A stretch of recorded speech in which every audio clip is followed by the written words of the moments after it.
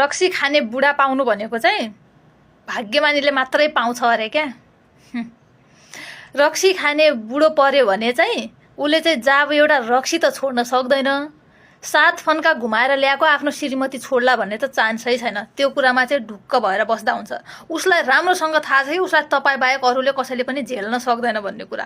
अर्को कुरा भनेको चाहिँ रक्सी खाएर आएको दिन चाहिँ उसले तपाईँलाई तारिफको ओइरो गर्छ।